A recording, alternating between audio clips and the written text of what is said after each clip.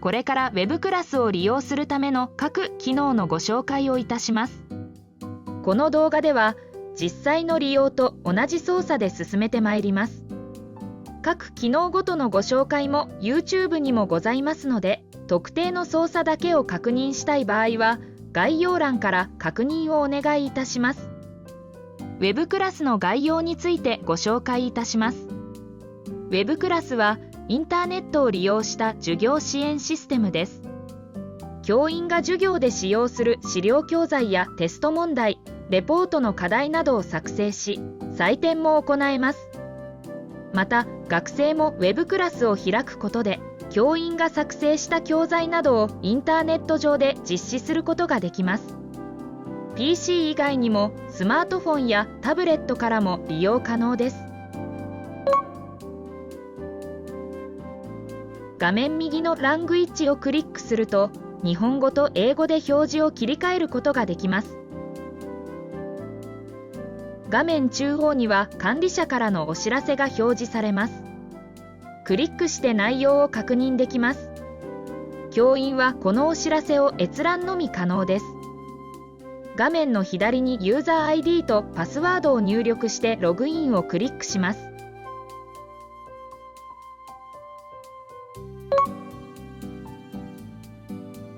Web クラスにログインすると、時間割表の画面が表示されます。この時間割表には担当するコースが表示されます。Web クラスでは授業をコースと呼び、時間割以外のコースはその他の欄に表示されます。可年度のコースや学期を切り替える場合は、表示する学期から選択できます。マニュアルタブをクリックすると、各種マニュアルやサンプルファイルがダウンロードできるページに移動します。手紙のマークからメッセージやお知らせを確認できます。メッセージやお知らせを作成したい場合は、各コースの中で作成できます。課題実施状況では、担当コースのテストやレポート、アンケート教材の学生の進捗状況が確認できます。学習記録ビューアのコース活動状況では、各コースのログイン状況や出席状況、教材の進捗状況などが確認できます。各学生の進捗状況も確認可能です。これらの機能を利用して効率的に授業を管理できます。これからコースにアクセスする手順をご案内します。まず、時間割表のコース名をクリックします。コースに入ると、作成した教材などが確認できます。初めてアクセスする際は教材がありません。教材を作成していくと一覧画面に教材が並びます。これから一覧画面のご紹介をいたします。画面最上部には Web クラスのマークがあります。こちらをクリックすると時間割の画面に戻れます。コース名をクリックすると一覧画面を再読み込みできます。画面上部にはメニューのタブがあり、クリックしてタブを開くと確認したい画面を選べます。画面の右上の手紙のマークをクリックするとメッセージとお知らせの画面が表示されます。ユーザー名をクリックするとマニュアルや Web クラスの FAQ のページに移動します。ここでも日本語と英語の言語切り替えが可能です。画面左側にはタイムラインがあります。タイムラインはコースメンバーに指示を出したり、簡単なテスト問題やアンケートなどの教材を簡易的に作成することができます。画面中央には作成した教材が一覧で並びます。これから資料教材を作成します。Web クラスでは、Web クラスに直接文章を入力して作成する資料教材と、自分のパソコンのファイルや動画ファイルなどをアップロードして表示する資料教材などを作成できます。また、設定によってはアップロードするファイルを学生に配布し、学生自身にダウンロードさせることも可能です。教材を作成するをクリックし、作成したい教材の種類を選択します。今回は資料を選択します。資料を作成する際のオプション設定の画面が表示されますので、必須項目のタイトルにサンプル資料と入力します。作成中の資料を学生に公開したくない場合は、アクセス制限を教材一覧で非表示にするに変更してください。また、任意で日時制限なども設定できます。資料作成ページ編集をクリックすると、資料の編集画面へ移動します。この画面で資料のタイトルや内容、自分のファイルのアップロードなどを設定できます。学生にファイルを配布したい場合は、添付資料ファイルからアップロードします。今回は3つの資料を作成します。1つ目の資料では、Web クラスへ直接入力して資料を作成します。タイトル欄とテキスト欄に入力します。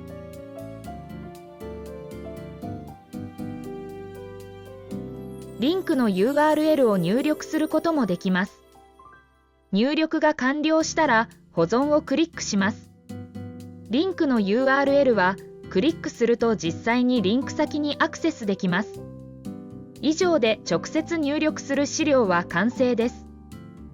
続いて2つ目の資料で自分のファイルをアップロードして表示する方法を紹介します。新しいページを追加をクリックし、2ページ目の作成ページが表示されます。自分のファイルをアップロードして Web クラスで表示する場合、取り込みファイルからファイルを選択をクリックし、アップロードしたいファイルを選択します。一度にアップロードできるファイルの大きさは 300MB までです。Word、Excel、PowerPoint のファイルは 20MB までです。ファイルを選択したら保存をクリックします。プレビュー画面でファイルの内容を確認します。3つ目の資料は2つ目の資料作成の操作で動画ファイルをアップロードします。新しいページを追加をクリックし、3ページ目の作成ページが表示されます。取り込みファイルからファイルを選択をクリックし、動画ファイルを選択します。保存をクリックすると、動画がストリーミング再生に自動で切り替わります。実際に再生して内容を確認できます。Web クラスへファイルをアップロードして表示させる方法は以上です。資料の作成を完了する場合は、変更を保存して終了をクリックします。作成した資料はまだ学生に公開していないため、教材名が灰色で表示されます。学生に公開したい場合は、教材名の3点から公開・非公開設定をクリックし、アクセス制限を教材一覧で表示するに変更して保存します。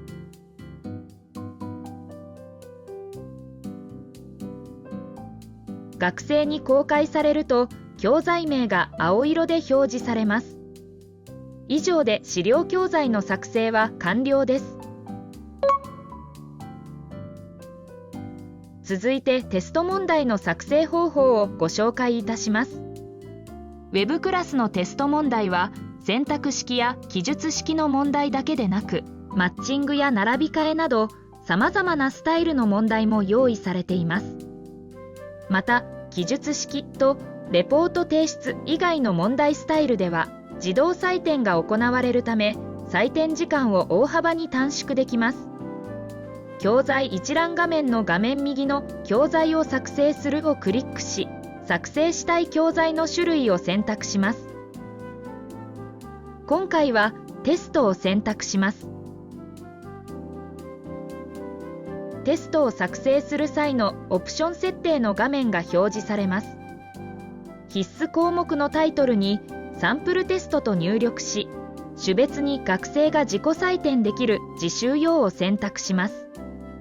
資料教材と同じく作成中のテスト教材を完成まで学生に公開したくない場合は、アクセス制限を教材一覧で非表示にするに変更してください。また、任意でテスト教材に制限や問題の表示などの設定を変更できます。テスト作成、問題編集をクリックすると、テストの問題編集画面へ移動します。この画面で配点、問題文、問題スタイル、解説などを設定できます。画像や音声ファイルなどもアップロード可能です。配点、問題文、問題スタイル、解説を入力し、画面右の保存ボタンをクリックします。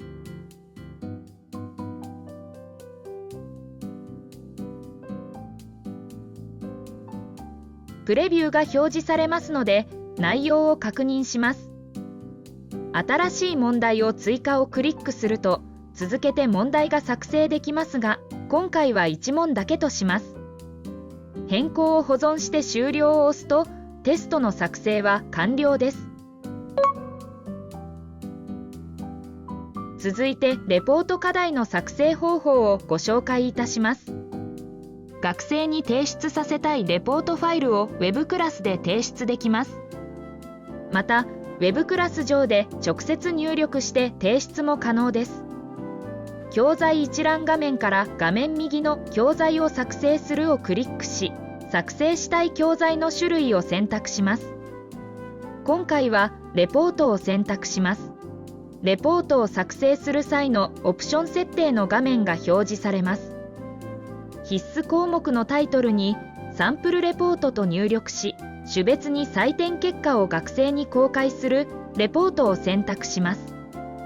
テスト問題と同じく作成するレポート課題にも日時制限や課題の表示などの設定ができます。テスト作成、問題編集をクリックすると、レポート課題の編集画面へ移動します。この画面で配点、課題文、課題スタイルなどを設定できます。採点にルーブリックを使用したり、学生がダウンロードできるファイルをアップロードできますので、教員がレポート用紙を用意することも可能です。配点、課題文、課題スタイルを入力し、画面右の保存ボタンをクリックします。プレビューが表示されるので内容を確認します。課題スタイルではデフォルトでレポート提出となっていますが、記述式に変更すると、学生は Web クラスで直接入力して提出できます。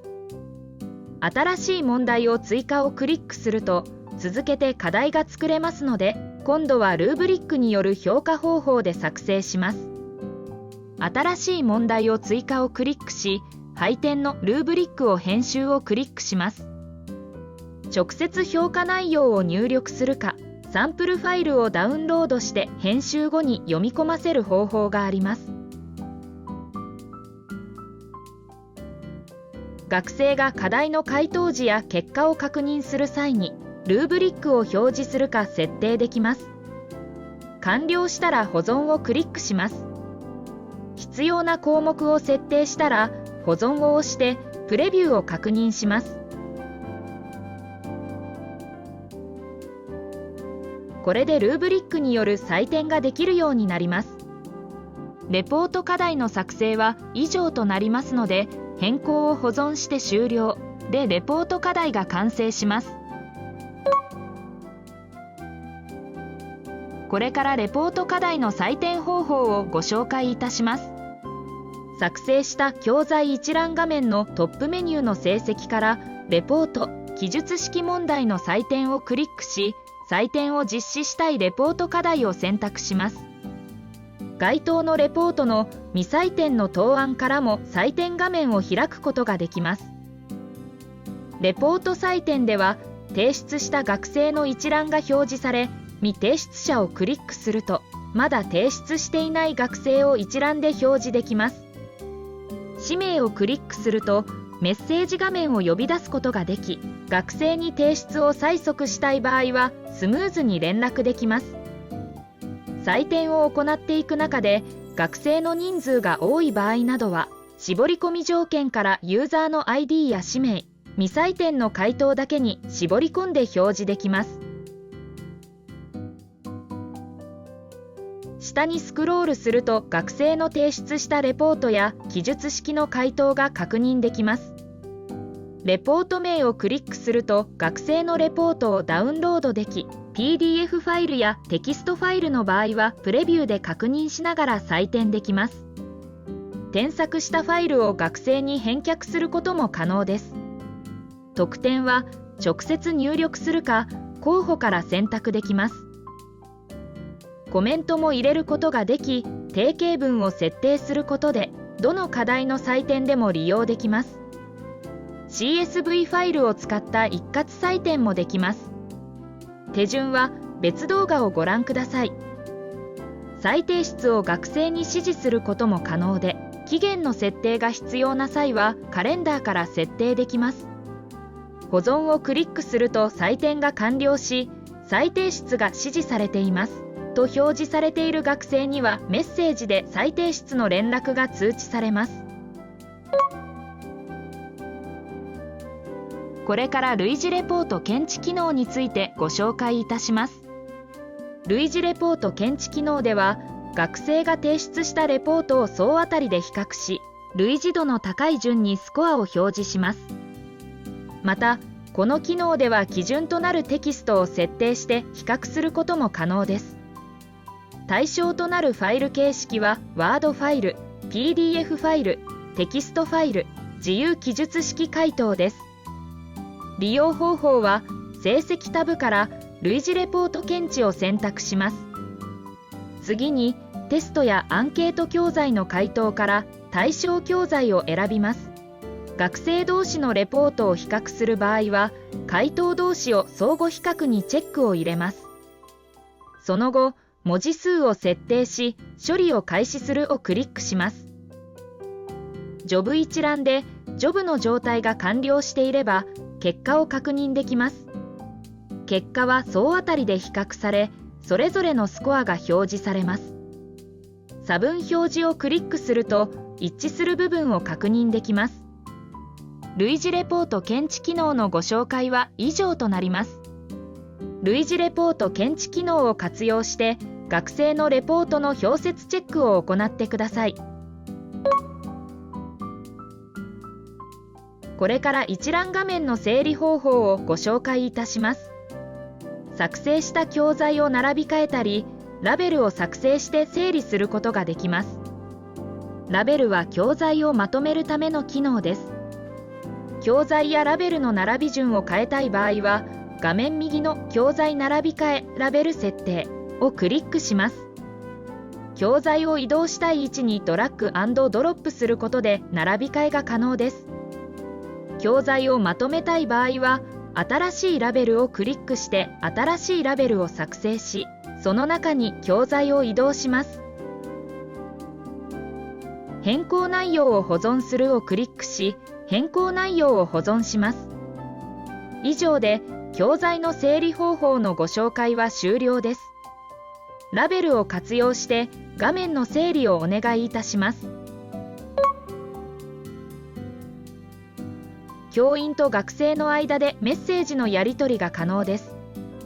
また、教員は複数の学生に同じメッセージを一括送信することもできます。受信したメッセージに返信することで、スムーズなコミュニケーションが図れます。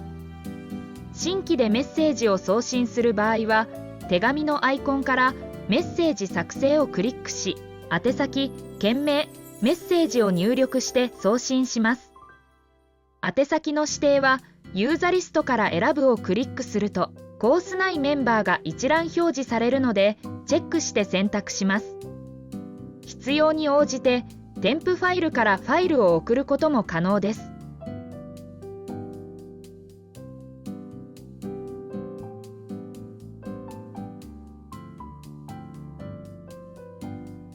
受信箱からメッセージの内容を確認し、返事を書くから返信ができます。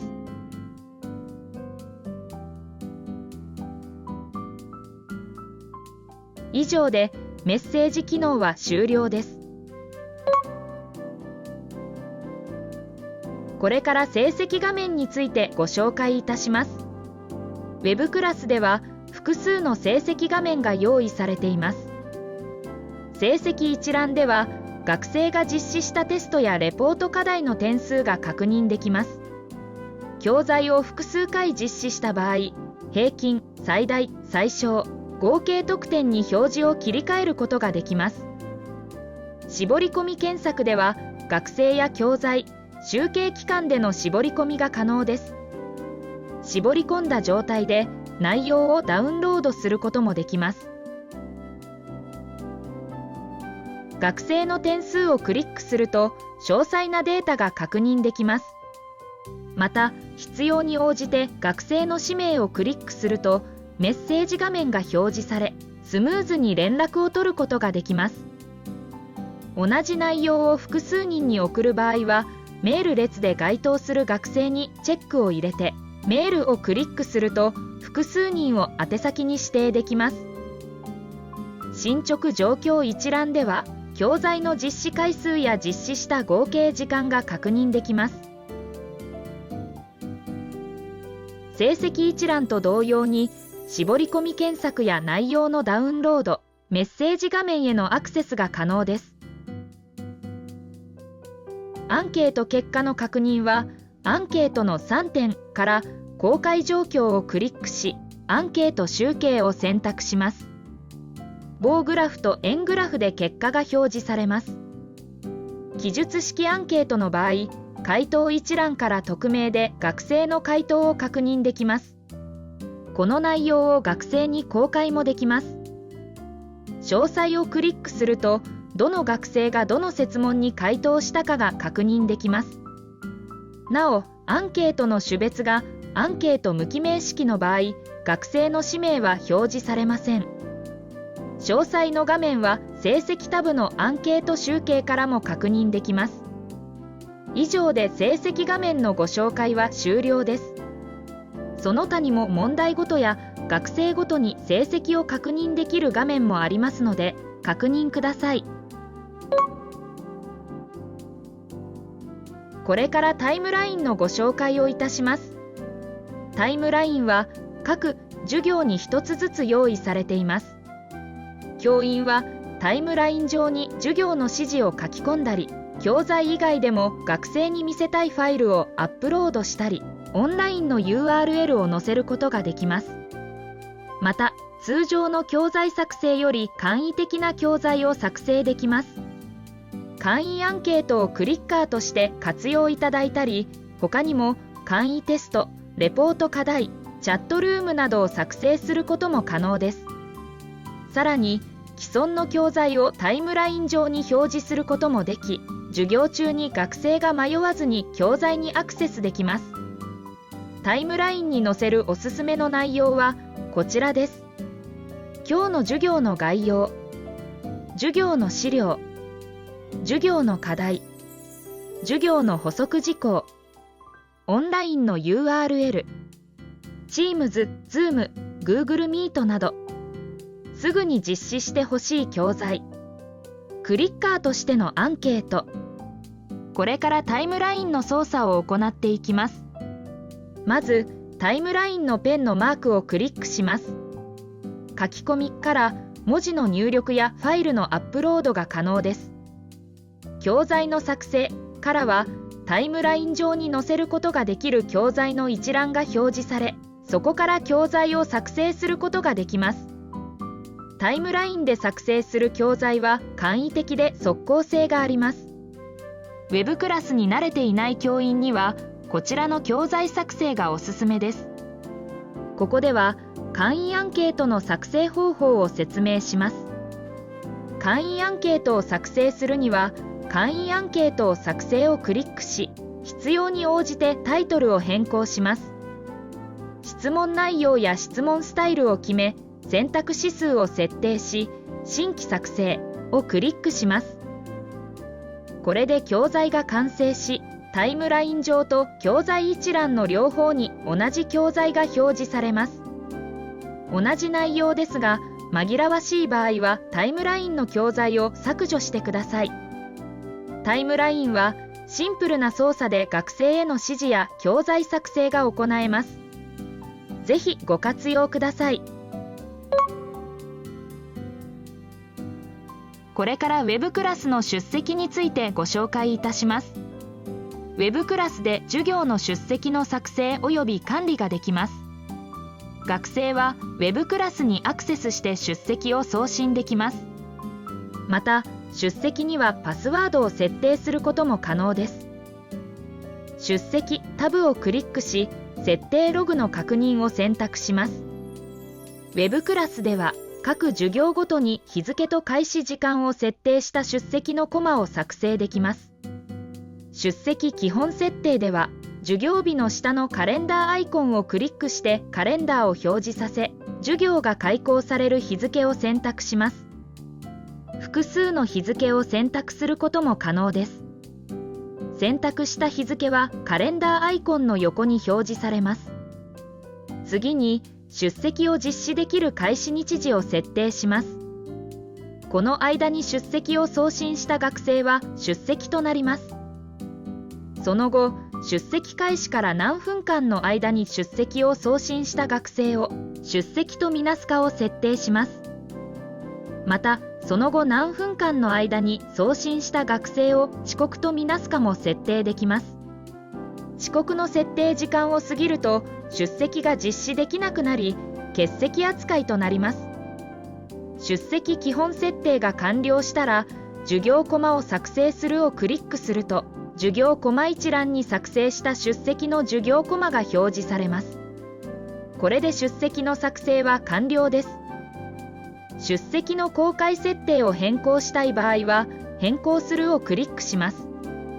日付などの変更が可能で、内容を変更したら、公開するをクリックして完了します。編集をクリックすると、出席の実行回数を変更できます。デフォルトでは実施回数は1回に設定されています。変更後は、変更を保存して終了をクリックします。各出席コマの学生のステータスを一覧で確認したい場合は、出席タブの出席状況一覧修正から確認できます。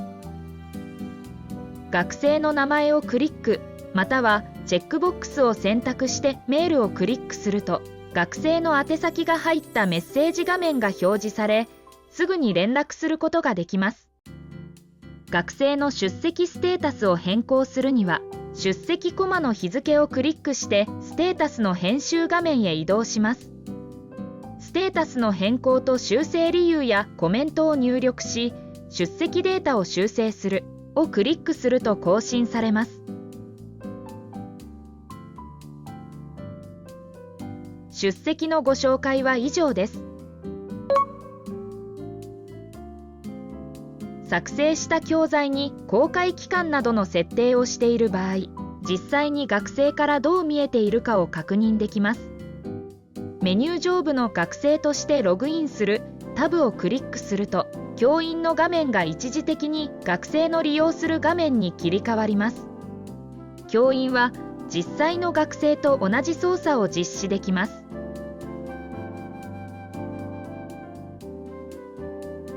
実際の学生の画面での表示が気になる場合は、学生モードで確認しましょう。これから教材の削除やコピー、バックアップについてご紹介いたします。作成した教材は削除したり、同じコースや別のコースにコピーしたり、手元の環境にバックアップとしてエクスポートすることができます。作成した教材を削除する場合は、教材にチェックを入れて削除をクリックします。一度に複数の教材を削除することもできます。削除して問題がないかどうかのメッセージが表示されますので、問題がない場合は削除をクリックしてください。画面上部に教材を削除しましたと表示されます。以上で教材の削除は完了です。教材を削除すると学生の教材の実行履歴も削除されます。教材を削除する前にコース管理からバックアップレストアで学生の履歴もバックアップしておくことをお勧めします。バックアップについては別の動画バックアップレストアをご参考ください。教材をコピーする場合は教材にチェックを入れてコピーをクリックします。コピーも一度に複数の教材をコピーすることもできます。問題がないかどうかのメッセージが表示されますので、問題がない場合は OK をクリックしてください。画面上部に教材のコピーが作成されましたと表示されます。コピーした教材は教材名の先頭にコピー1がつきます。教材名を変更する場合は3点から設定をクリックします。タイトルを変更し、変更を保存して終了をクリックします。以上で教材のコピーは完了です。別のコースに教材をコピーすることができますので、次年度のコースなどに同じ教材を利用したい場合に便利です。教材を別のコースにコピーする場合は、教材にチェックを入れて、別コースにコピーをクリックします。一度に複数の教材をコピーすることもできます。ドロップダウンからコピー先のコースを選択します。画面上部に教材のコピーが作成されましたと表示され、コピー先のコース名が表示されます。教材をコピーしたコースを確認します。以上で別コースへの教材のコピーは完了です。作成した教材をエクスポートする場合は、教材にチェックを入れてエクスポートをクリックします。一度に複数の教材をまとめてエクスポートすることもできます。確認のメッセージが表示されますので、問題がない場合は OK をクリックしてください。教材はご自身の環境にダウンロードされます。